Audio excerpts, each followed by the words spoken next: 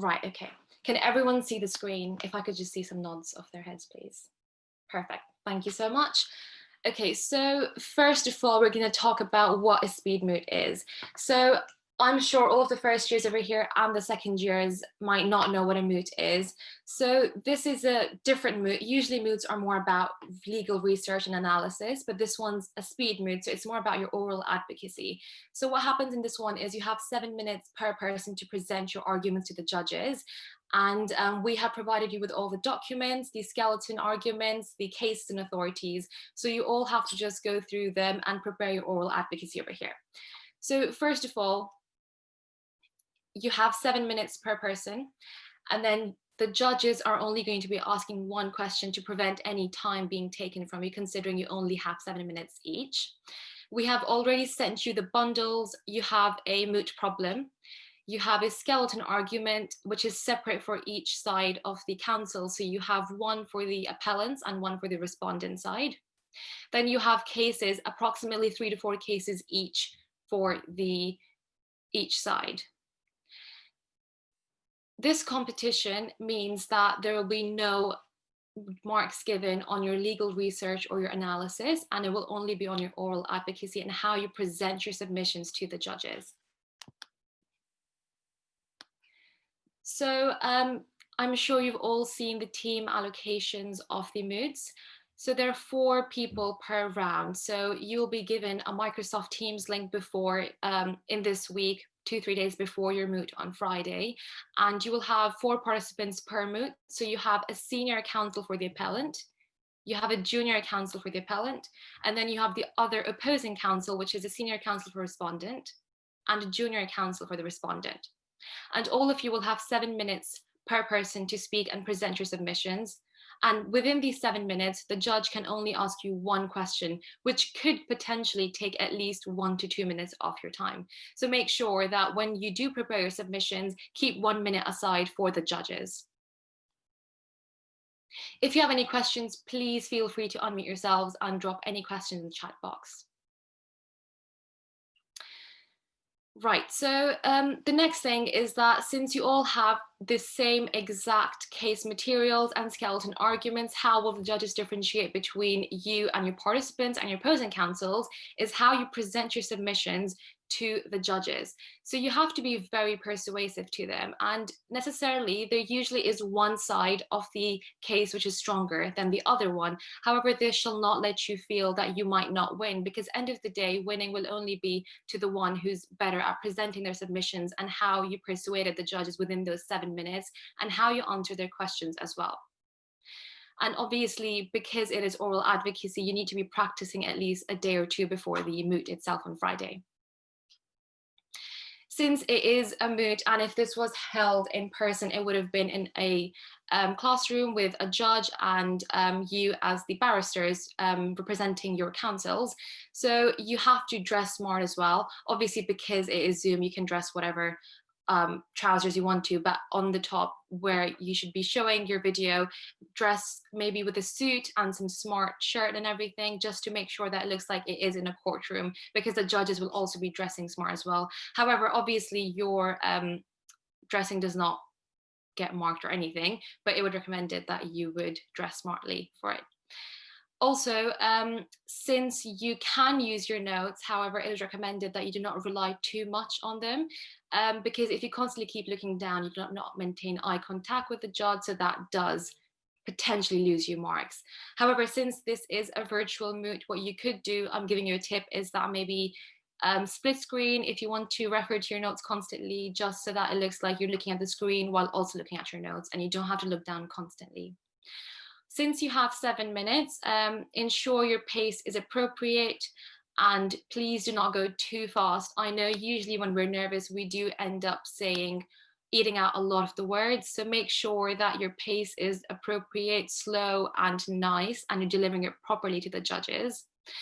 What we usually tend to do is move around, say a lot of because, like, so please do avoid those, because they will end you in marking down. I know this might be your first moot, might not be. However, the judges will be lenient, but end of the day, they will have to mark you down for such things you might be doing, which might be distracting as well.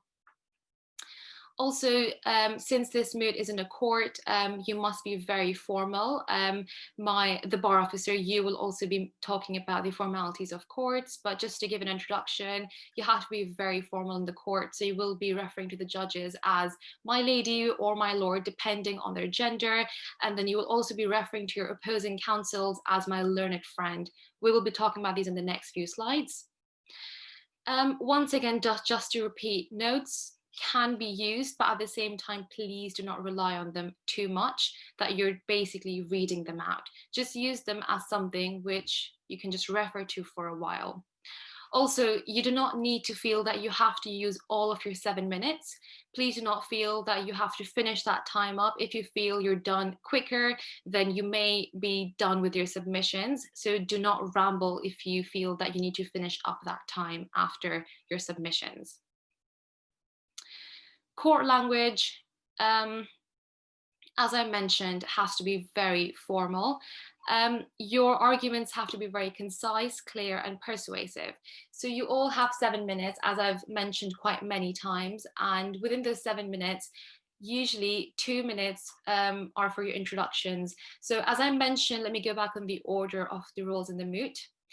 The senior counsel for the appellant goes first, the junior counsel goes next, senior counsel for respondent goes third, and then in the last, we've got junior counsel for respondent. So the senior counsel has the duty to introduce everyone in the mooting competition to them.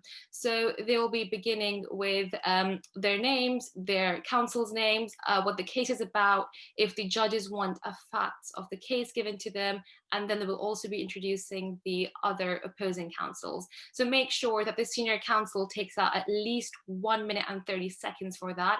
I understand that you already have 7 minutes, but since you are the senior counsel, it is your duty to be introducing everyone in the mooting competition. Going back to the, court language. As I mentioned over here, you'll be appearing in the Court of Appeal or the Supreme Court. In this scenario, it's the Court of Appeal Civil Division for your contract law case scenario.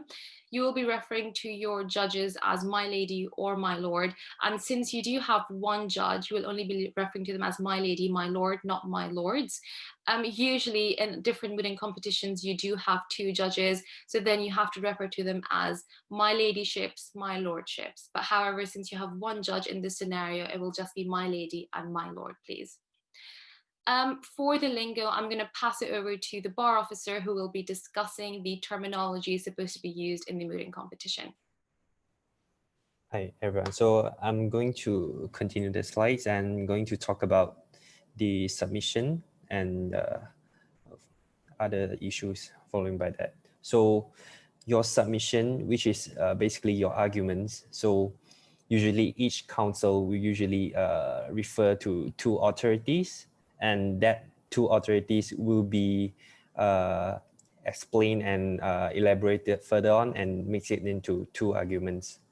So these 2 arguments is basically your ground of appeal combined together with the submissions of the junior counsel and the senior counsel. So what is a ground of appeal? Is the basic legal point that you are arguing. So as I said, you usually have 2 of these per side. So how will you address your senior counsel or the junior counsel from the other side? You will address them as my learned junior or senior counsel, or as a general address, you can address them as my learned friend. So these are variations which you can follow on, but it's by all means you can follow it by your own preference. So as Tehreem mentioned, it will start with the Tehreem, if I'm not mistaken, is it senior counsel of the appellant? Yep, it is, yeah. Yep. So as a senior counsel of the appellant, you need to address the judge first. So it usually starts with, may it please your lordship, or if the judge is a lady, then you will call it, may it please your ladyship. So my name is Mr. or Miss and your name. And you appear as a senior counsel, you represent the appellant. So as a senior counsel of the appellant side, you usually need to help to introduce the senior counsel and the junior counsel from the other side to the judge. So it is good that you get to know the names of the senior counsel and junior counsel from the other side before the moot. And this is usually the role for senior counsel of the appellant, not only just this speed moot, but in general, this is what senior counsel from the appellant side need to do.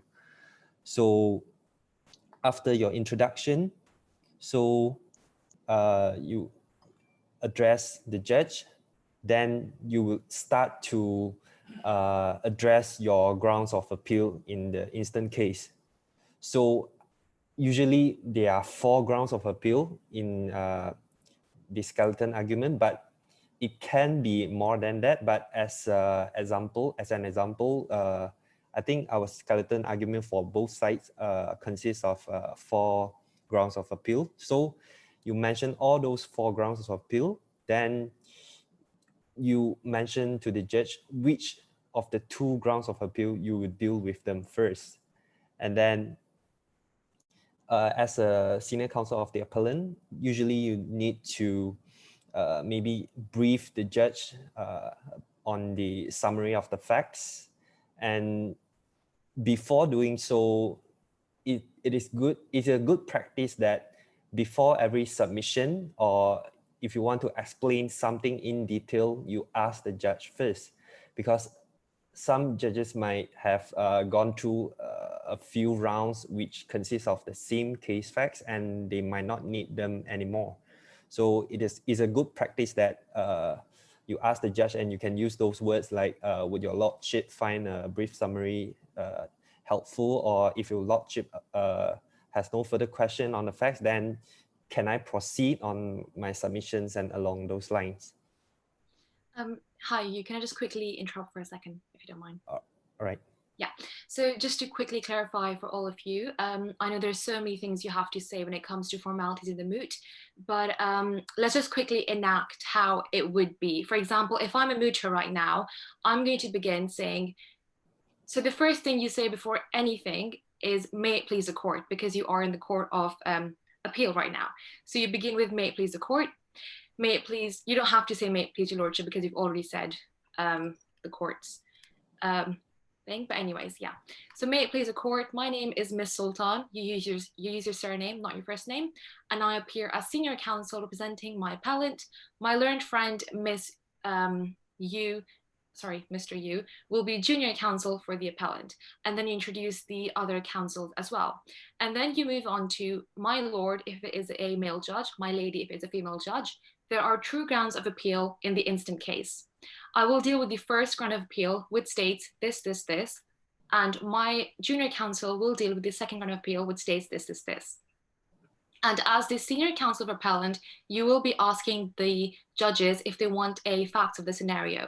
So then you will move on to saying, if my lord or my lady has no further questions if my lord or my lady would find a brief summary of the facts of the instant case helpful.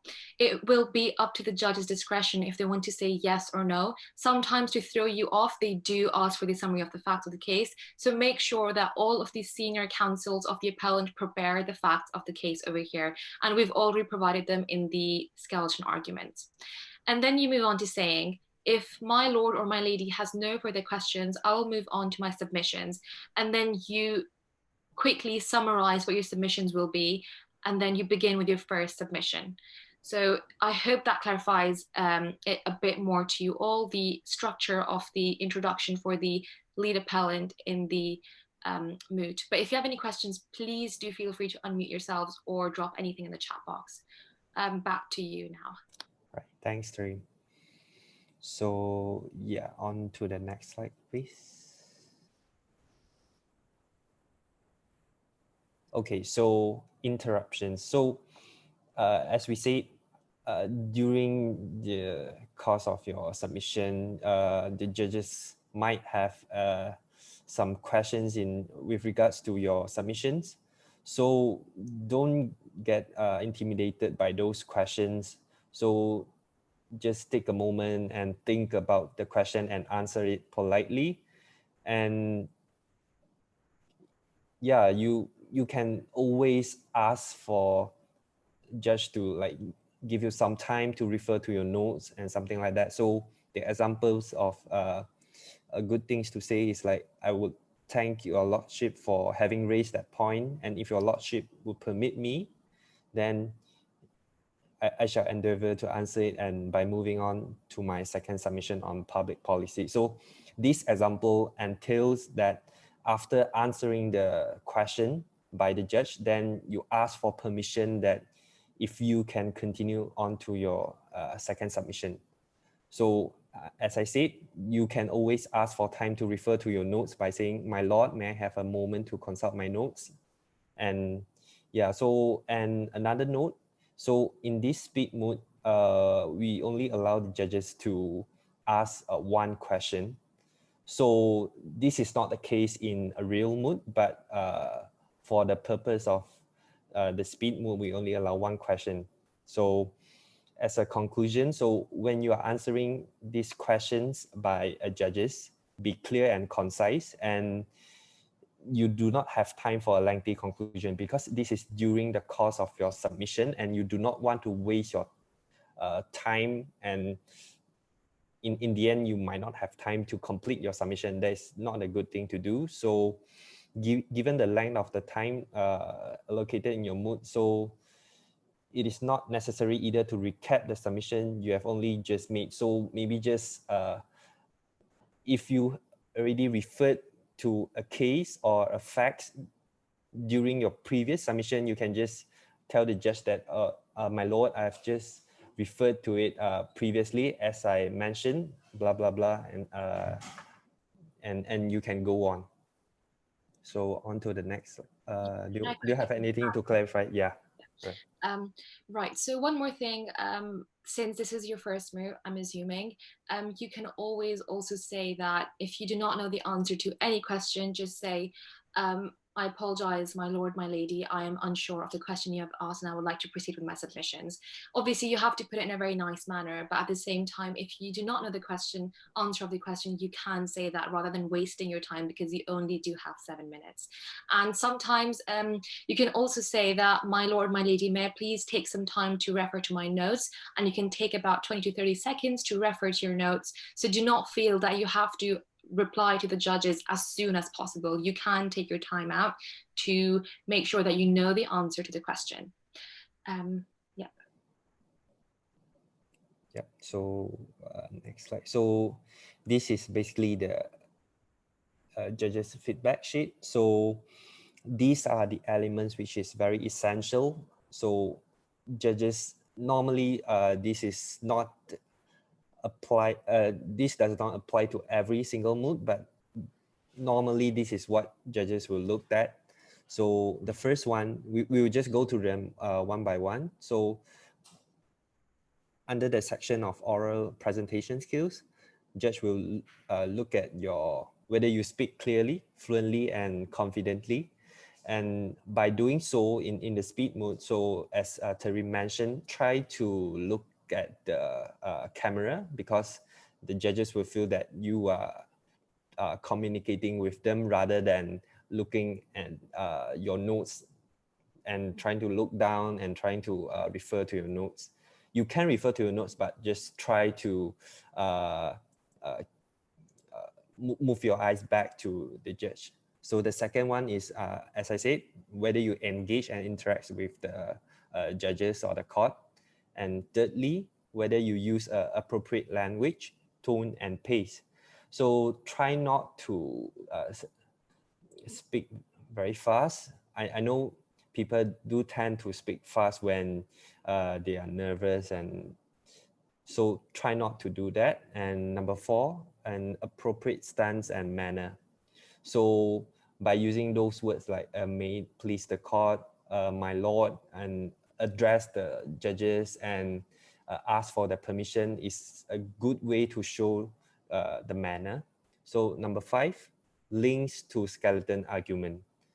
So This is especially so when you are answering those interruptions, which I mentioned, those answers by judges. Try to answer the judge in a way that you refer back to your own submission and your own skeleton argument. And number 6, avoid distracting mannerisms. So I think this is more more the case when you are doing it physically. So sometimes people tend to play with their fingers when they're nervous and something also.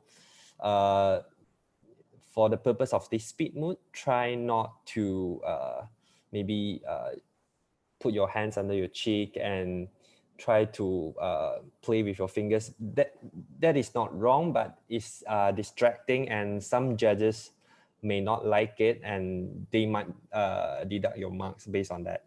So on to the structure and content. So can I just quickly interrupt again? Yeah. Yeah. Okay. Just to quickly add to the number 5th point, linking to skeleton argument. This is really important because the judge may get confused after listening to. If you're the 4th or the 3rd person, the judge might be confused what you're talking about anymore. They might just zone out because that usually that does not happen, but it can happen as well. So just make sure that you bring them back to the bundle of authorities they have in front of them.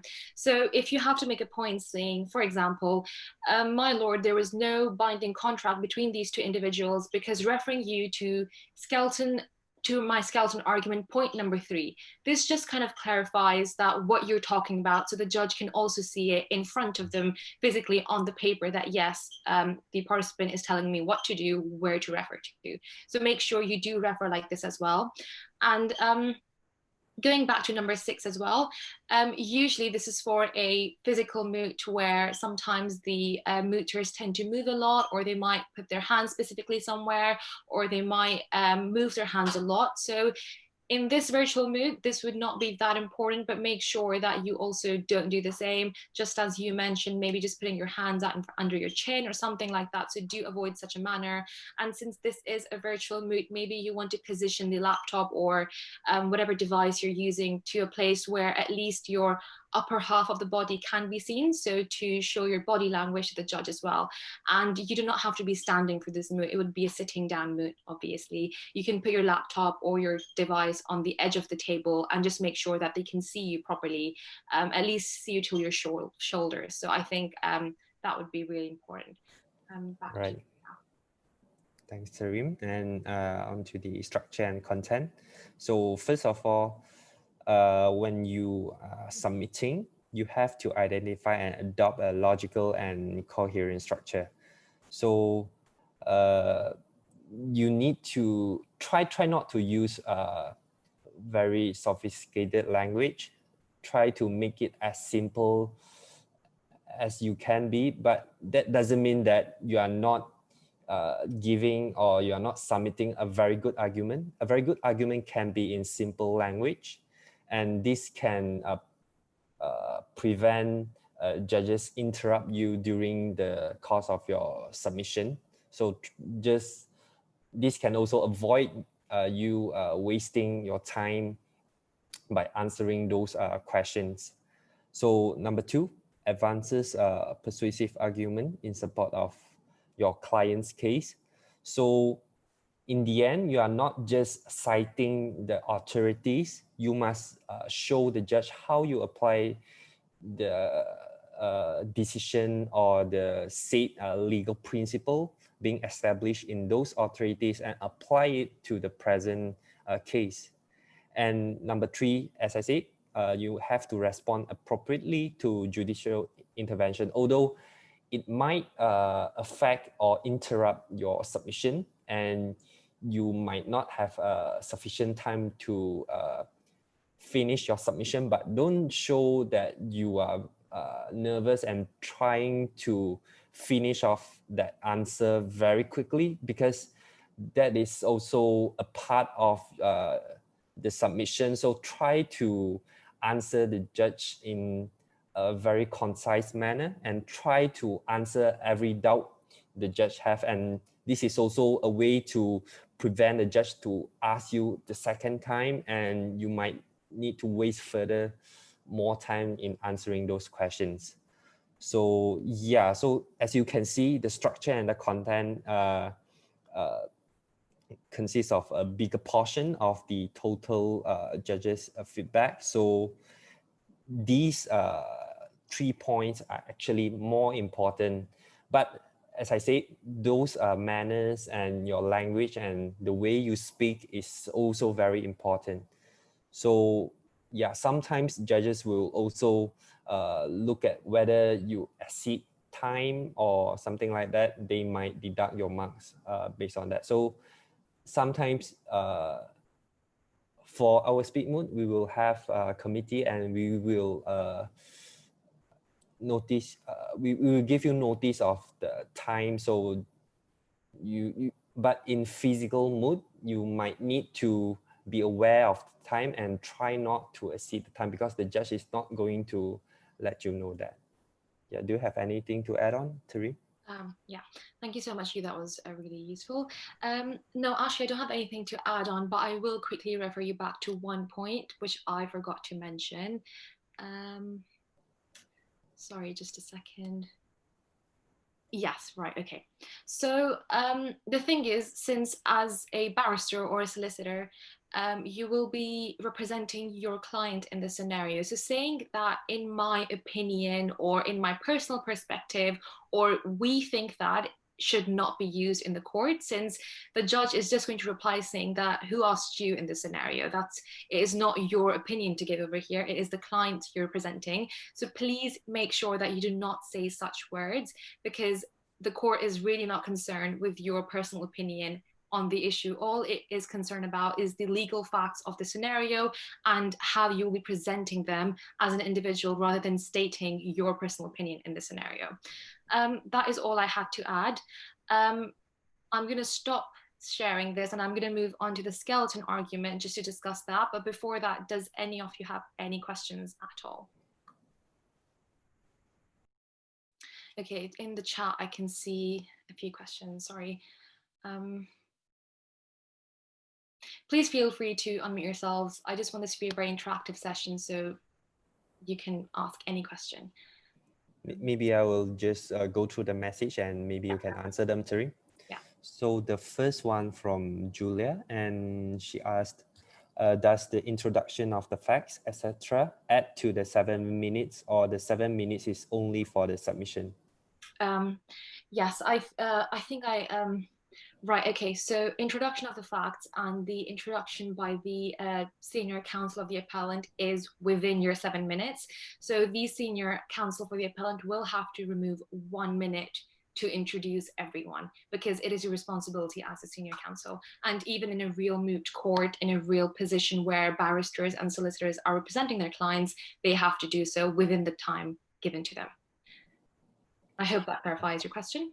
Yep. So the second question from Harvey, what if you do not know the answer to the question?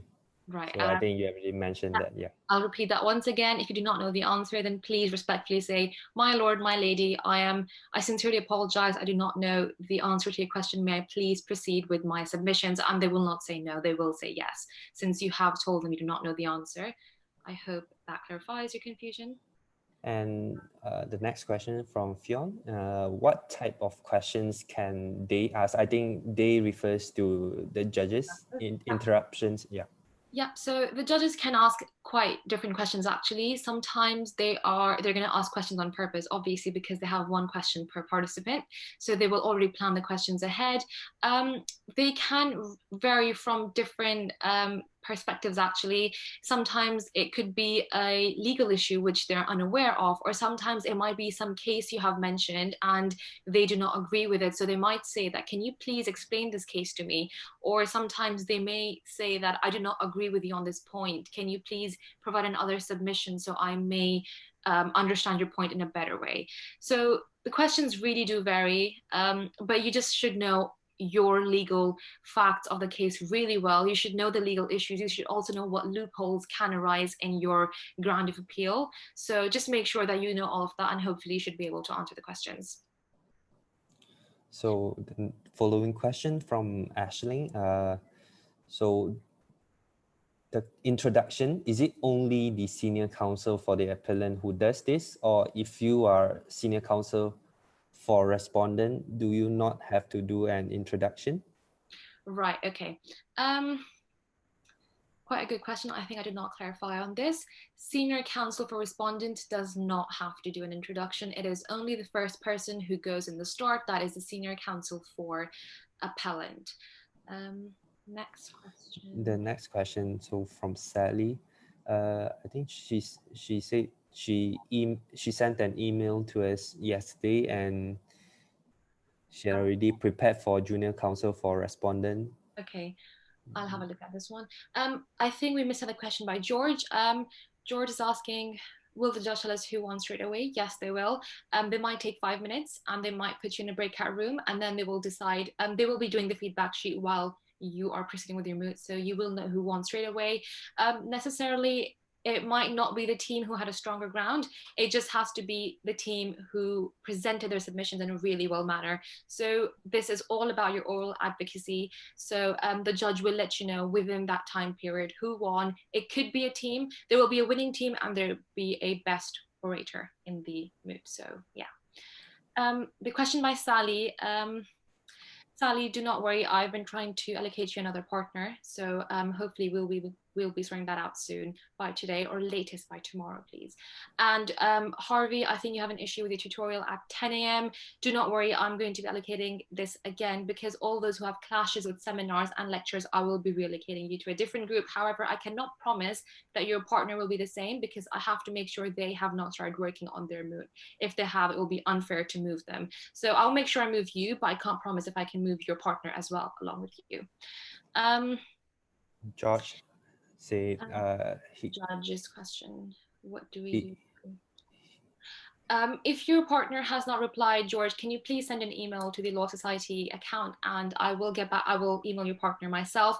If they have not replied, I will allocate you to a different partner. And let me clarify, in the team allocations, there were a few rounds which had only 3 participants. So do not worry about that, because end of the day, you are submitting only your ground of appeal. And even if you do not have a partner, that is perfectly fine, because I remember in my mooting competition, my other side completely dropped out. It just gives you extra points, to be fair. So you do know that you might end up winning, but at the same time, it's just that if you don't have a partner, or if your partner's not working with you really well, or somehow you have any issues, do not worry, because end of the day, you are submitting only your ground of appeal. Having a partner just helps you morally that yes, you have someone doing the ground with you, but do not stress about it too much. I think Ellen asked, is it necessary to prepare? No, it's not. As long as your ground of appeal is good enough, I think all you need to do is just stay in touch with them and just let them know that they have to do the introduction if they're the senior counsel. Charlotte as the senior counsel for the respondent. No, Charlotte. As the senior counsel for respondent, you will not offer the judge a summary of the facts. Only the senior counsel for appellant does the introduction, the summary of the facts, and that is it. And then all the other junior and senior counsel will only move straight to their submissions.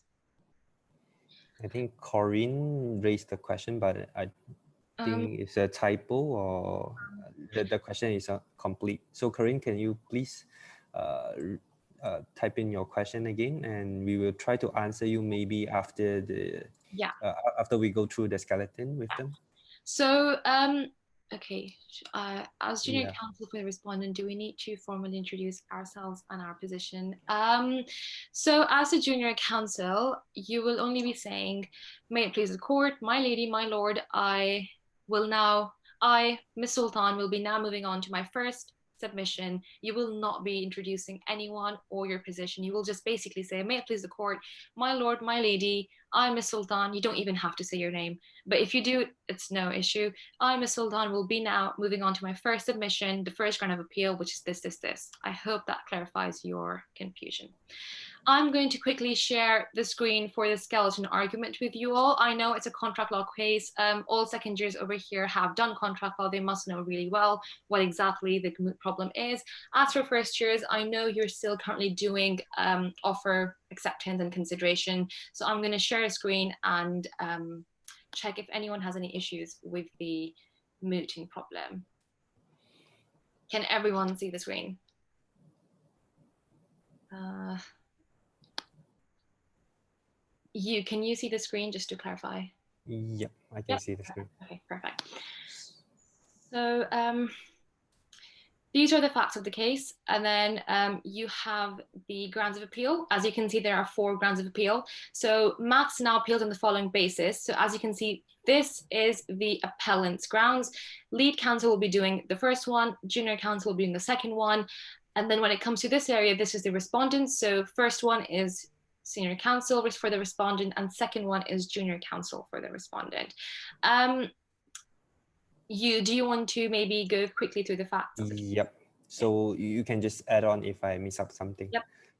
All right. So this is a case in, first of all, you need to see which court it is. So this is the case in a court of appeal, civil division.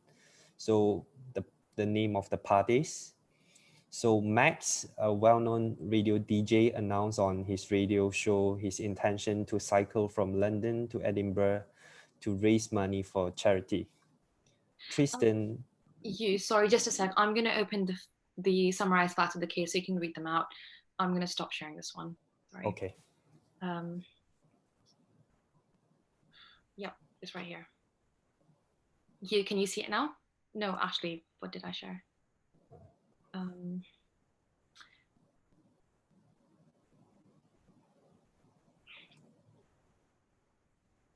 Sorry.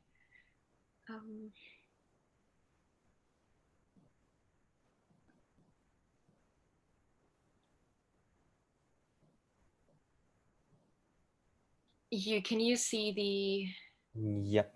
That's an argument on behalf of the appellant. Yeah. All right. All right. Can you see this? Yeah. Yes, I can see it. Okay. Can you please go through these facts? Yeah. Okay. So this is the facts submitted by the appellant, but for your purpose, so we will just refer to this summary.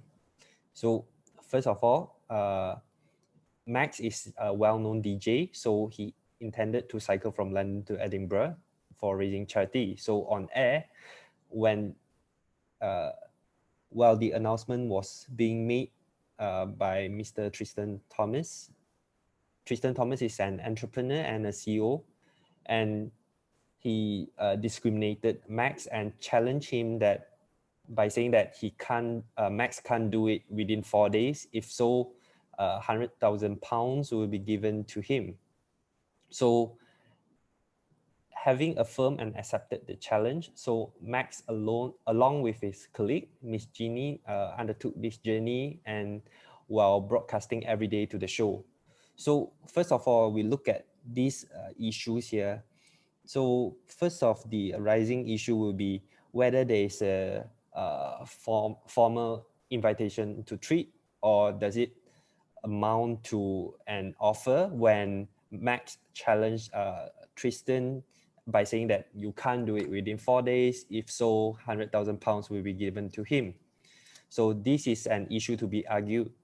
So, and the second issue will be by starting the journey with Miss Jeannie, will it be a formal acceptance? Or by doing so, if this is a formal acceptance, does this amount to a breach of the term? Because Tristan said you can't do it within 4 days. So there is an issue arise out of this fact, which says if Max will be allowed to have a companion to complete this journey with him. So on the way, I will continue on the facts. On the way through this place, Cullis, then Tristan called on the show and withdrew his offer, claiming the deal was only to be performed by Max himself. So this is another issue. So whether Tristan will be able to withdraw his offer. If the previous issue, Max already undertook the journey, amount to a formal acceptance, Tristan will not be able to withdraw his offer because Max already formally accepted it. So this is also an issue to be argued. So now Max sues Tristan in the High Court for his £100,000 after completing his performance of the deal.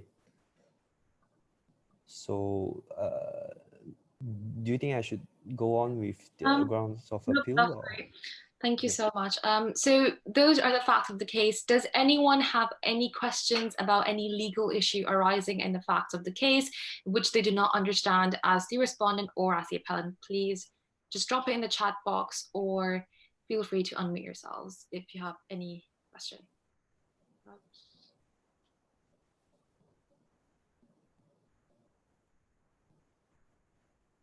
Can you please check the chat box if there are any questions? No, at the moment. So I think everyone's clarified with what the legal issues and the concept of the case are. Right, okay. Yep. Then we're going to move on to the grounds of appeal. I'm going to stop sharing this and I'm going to share the other document now. Okay.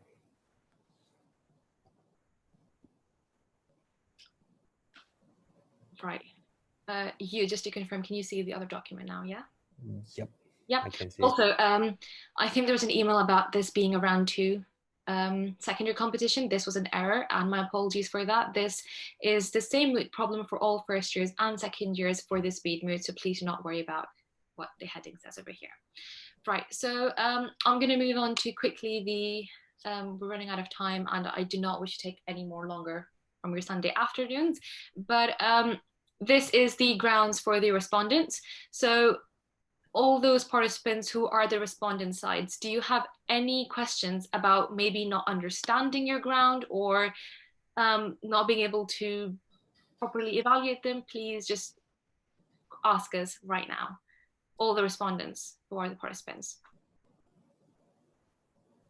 So George asked, where will this recording be posted? So this recording will be posted on our Facebook page as well as our LawSoc YouTube channel. So stay tuned on to our social media platform and you'll be directed to the recording. Also, just to clarify, I will be sending out these documents, and if you want, I can also send out the presentation for your personal use, just to kind of refer to it whenever you need to. So in the next email, which I'll be sending out to all the participants, I'll be sending out these extra documents I've been using for the presentation today. Okay, so assuming that the respondents do not have a question, I hope that you do understand what your ground is asking for. I'm going to move on to the appellants. Do any of the appellants in the participants have a question about their side of the case over here?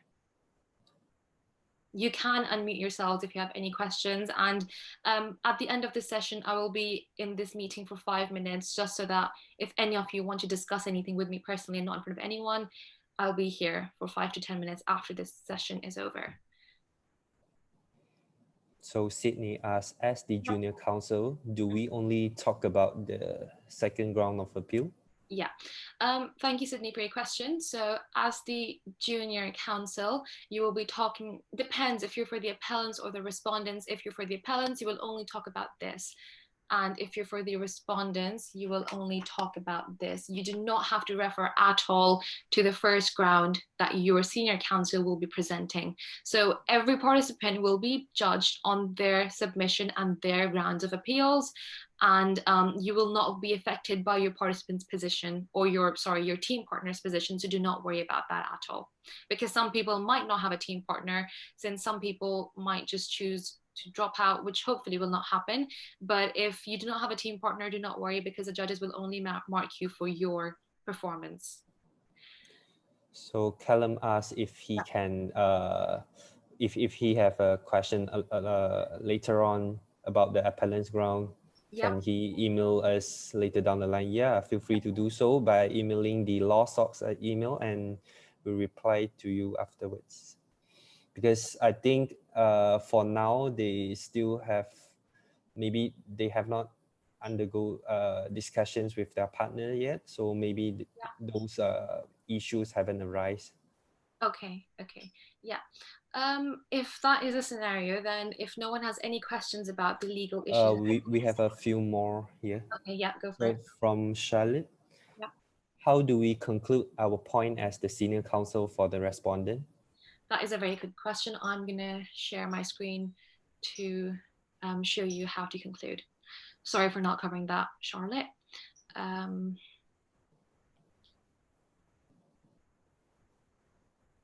Okay. I'm going to share my screen again. Can you see the presentation? Yeah? Yep, I can see it. Perfect. So if you'll look over here, when you submit, I want you, you all should be submitting very precisely, and you have to quickly sum up everything you've been saying. So, my lord, it is for the reasons I have stated above. For example, if you've got 3 reasons, it is for these 3 reasons, referring them quickly to your skeleton argument. My lord, it is for these 3 reasons, stated my skeleton argument, and also those given by my junior. Nope, sorry, I'm going to cut that out. That is wrong. My lord, it is for these reasons that I urge you to allow the appeal. If your lordship or your lord has no further questions, that concludes my submissions. I hope that clarifies it for all of you on knowing how to conclude. And if it is the junior counsel concluding, you'll be saying, my lord, it is for the reasons I have stated and my senior counsel that has stated that I urge you to allow the appeal. If your lordship has no further questions, that concludes my submissions. I hope that clarifies it. And we have, I think it's the final question from Sally. She says she wasn't sure about the second part of the first ground for the respondent, which talk about Dahlia and Errington case. And she doesn't quite get what this was. And she was asking whether this is an implied term that performance was completed in full to amount to valid acceptation. So maybe we can refer back to the skeleton. Yeah, thank you, Sally, for your question. I have personally not looked at the second round of appeal yet. It's been a year since I did this moot, I've quite forgotten it. However, if you can please stay back after the meeting and we both can maybe just go through it together if you want to, if you've got time, of course. If not, then I will send you an email following up where I can potentially discuss whatever your issue is. All right, perfect. That's great. Right. Any other questions, please? Also, let me quickly remind everyone, as this is a Law Society event, I forgot to mention, you will have to be purchasing your Law Society memberships from the Cardiff Students' Union's website. So all first years, you would have to join the Law Society as a member. Second years, also, I'm assuming that you will be having to join the Law Society membership, and that is how you can participate in this competition. So please make sure you do that before Friday. Other than that, there should be no issue, hopefully. Yep. But do we incorporate the highlight? Yes, okay. Thank you, that is a really important question. As you can see, in your case bundles and authorities, you all have highlighted parts, and those highlighted parts are done already by the previous mooters who went through this problem question, and they are specifically what you should be talking about. So to make your life easier, because case transcripts are very long, ranging from 10 pages to 20. We don't want you reading the entire thing, so we highlighted everything out for you. So look at the skeleton argument, look at the highlighted parts, and yes, that is what you're supposed to talk about in your submissions. However, how you should incorporate that is something which you will be judged on. So we can't unfortunately help you with that, because that depends from person to person, and it's the way you link everything in the highlighted parts, the skeleton argument, and how you present it, which will get you the marks. So I hope that clarifies your questions.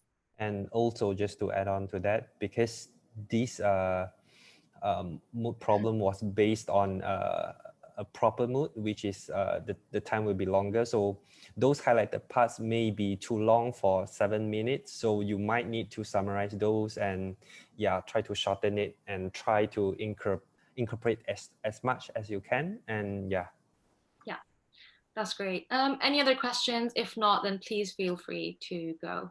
I have already taken the entire hour. Thank you so much for attending the session, everyone.